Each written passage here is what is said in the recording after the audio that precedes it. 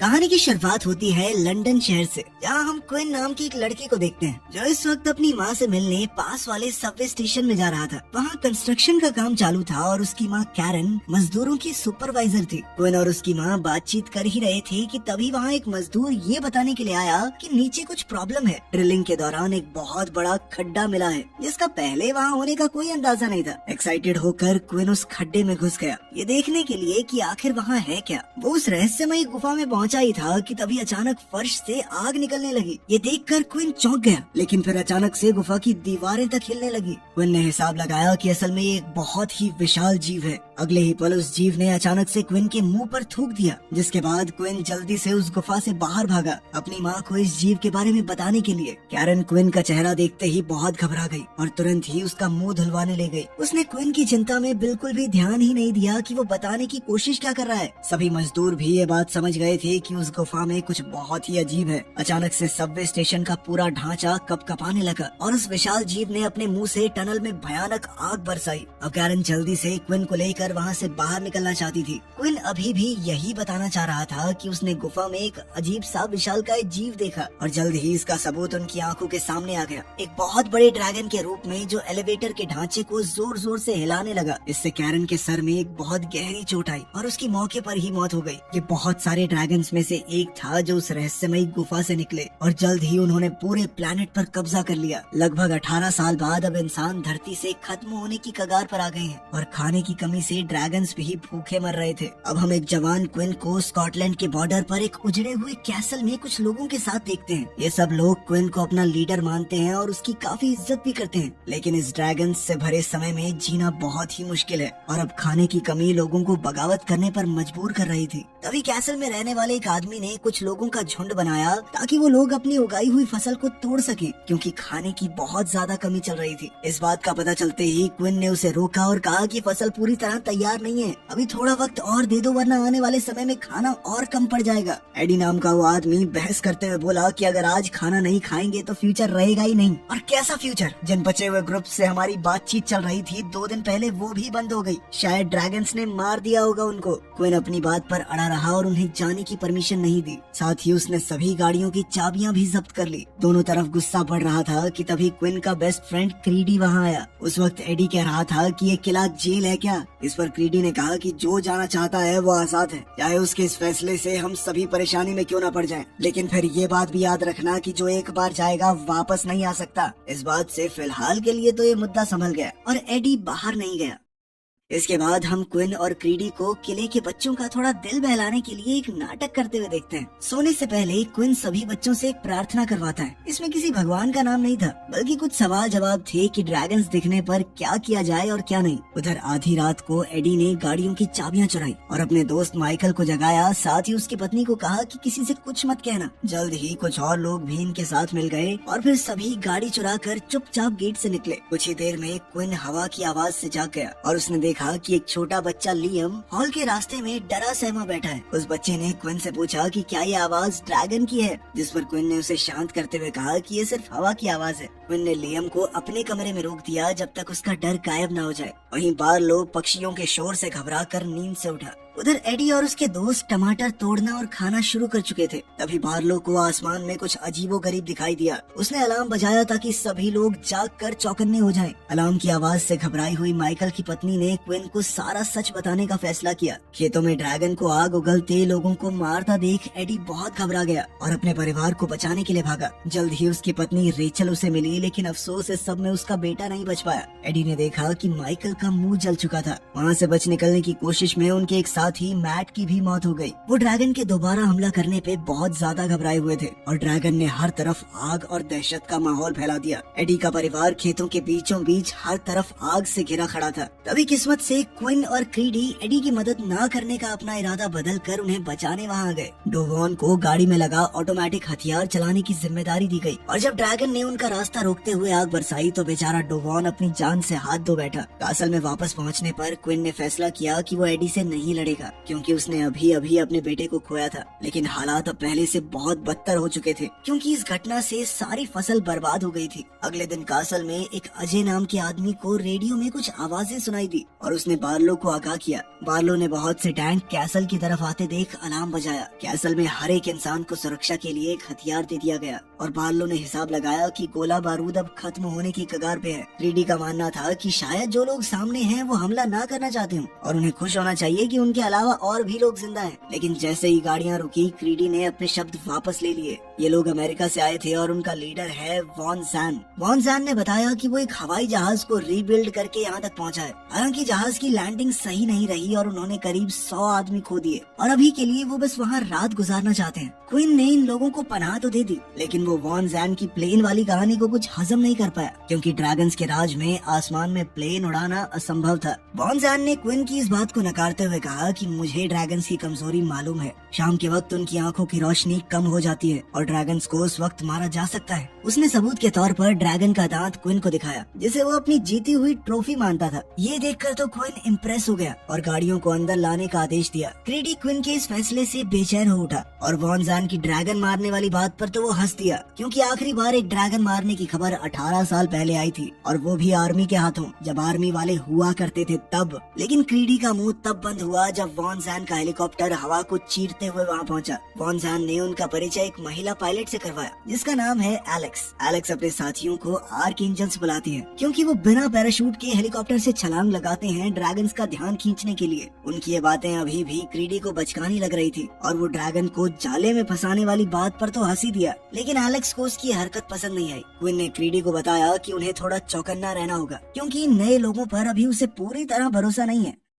रात को एलेक्स और क्विन किचन में एक दूसरे से बातचीत कर रहे थे। इस दौरान एलेक्स ने क्विन से उस लड़की के बारे में पूछा जो हमेशा उसके साथ रहता है। ये तुम्हारा बेटा है क्या? क्विन ने उसे बताया कि इस लड़के का नाम जैरेड है और वो क्विन के पास तब से है जब वो 3 साल का था। क्विन और क्रीडी एक शेल्टर की तलाश में उस जगह से निकल रहे थे जहाँ जैरेड अपनी मरी हुई माँ को कई दिनों से जगाने की कोशिश में लगा हुआ था। क्विन चाहकर भी उसे अकेला नहीं छोड़ पाया और अपने साथ ले लिया। एलेक्स ने क्विन से कहा कि तुम बहुत दयालु हो, अगर तुम्हारी जगह कोई और आदमी होता तो बिना बात बच्चे की सिरदर्दी न लेता। क्विन ने मौके का फायदा उठाते हुए एलेक्स से पूछा कि अमेरिकन फौजी यहाँ पूरा समुद्र पार करके यूके में क्या करने आए हैं। उसके जाल में ना फंसते हुए एलेक्स ने जवाब दिया कि ये सवाल कमांडर वॉन जैन से ही किया जाए तो बेहतर होगा। उसी पल बार्लो दोबारा इमरजेंसी घोषित करते हुए अलार्म बजाता है। क्विन को अमेरिकन फौजियों के डिसिप्लिन और योग्यता के सामने अपना सिक्योरिटी सिस्टम देखकर शर्मिंदगी महसूस हो रही थी। अलार्म बजने के साथ ही हेलीकॉप्टर उड़ने लगा, ट्रक सड़कों पर आ गए और 3 आदमी अपनी मोटरसाइकिल्स पर टारगेट को घेरते हुए एक ट्रायंगल पोजीशन बनाते हुए आगे बढ़े। आज आर्क एंजल बनने की बारी एल्वरेज की थी,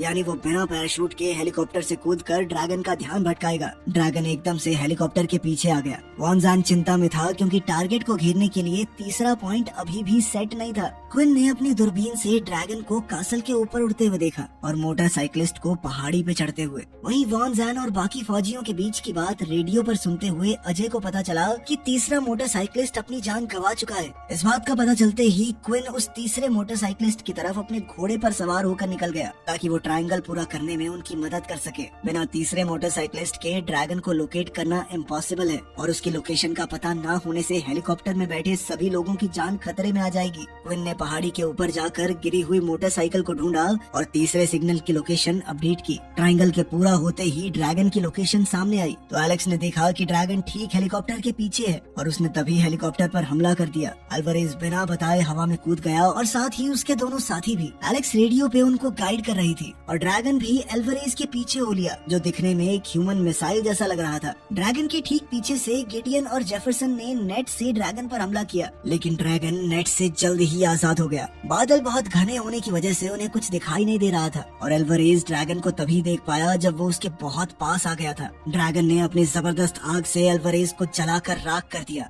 एलेक्स ने भी रेडार पे एल्वरेज को जमीन पर चकनाचूर होते देखा। पहाड़ पर क्विन ने वॉन जैन से मोटरसाइकिलिस्ट के रेडियो की मदद से संपर्क किया और अब वक्त था प्लान बी का। इस प्लान के मुताबिक अब ड्रैगन को क्विन अपनी तरफ बुलाएगा और उसने फुल स्पीड में भागते हुए काम शुरू कर दिया। अब उसे जिंदा रखने का काम वॉन जैन का था। था। जैसे ही घोड़ा पहाड़ से नीचे आता हुआ दिखा तो वॉन जैन ने ठीक उसी की दिशा में मिसाइल से हमला किया। क्विन ने एकदम से अपनी दिशा बदली और वो मिसाइल सीधा क्विन के पीछे मौजूद ड्रैगन को जा लगी। ड्रैगन ने कासल के आंगन में गिरने से पहले एक आखिरी बार आग बरसाई। अपने ड्रैगन शिकार के जबड़े के पास आकर वॉन जैन ने यादगार के तौर पर उसका एक दांत निकाल लिया।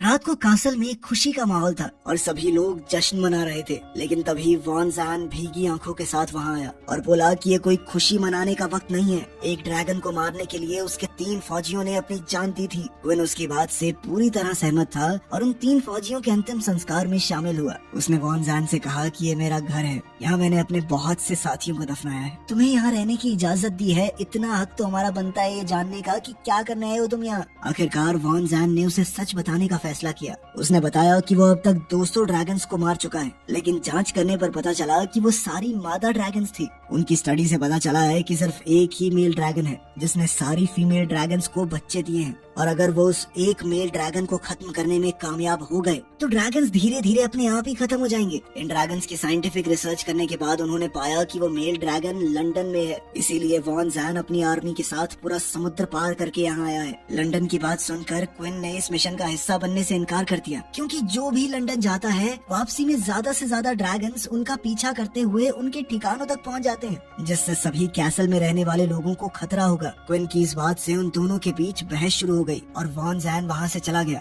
एलेक्स ने अकेले में क्विन से पूछा कि लंदन ना जाने की क्या कोई और भी वजह है। तब क्विन ने बताया कि जिस ड्रैगन ने उसकी माँ को मारा था वो ही मेल ड्रैगन है, इन बाकी ड्रैगन से बहुत ज्यादा बड़ा है वो। इसी बीच अजय वहाँ आया और उसने खबर दी कि वॉन जैन कैसल में लोगों को इकट्ठा करके भाषण दे रहा है और 4-5 लोग तैयार हो भी चुके हैं उसके साथ लंदन जाने के लिए। क्विन गुस्से में भागता हुआ वहाँ पहुँचा और उसने वॉन जैन को घुसा दे मारा। देखते ही देखते दोनों के बीच में हाथापाई शुरू हो गई। अब वॉन जैन गुस्से से भरकर क्विन को बुरी तरह पीटने लगा, जिसे देखकर बाकी अमेरिकन फौजी उसे रोकने आए। एलेक्स को क्विन के लिए बुरा लगा और उसने उसे दवाई की बोतल दी अपने जख्मों पर लगाने के लिए। वॉन जैन अब और लोगों को अपने साथ ले जाने के लिए तैयारी करने लगा और तो और जैरेड भी चुपके से अमेरिकन के साथ निकलने के लिए तैयार था। क्विन ने उसे देख लिया और रोकने की कोशिश की, ये कहकर कि वो जैरेड को कैसल का हेड बना देगा जैसा कि वो हमेशा से चाहता था, लेकिन जैरेड ने बताया कि अब वो आर्कएंजल बनना चाहता है। वॉन जैन अपनी आर्मी के साथ साथ कैसल के कई लोगों को लेकर मेल ड्रैगन से लड़ने के लिए निकल गया।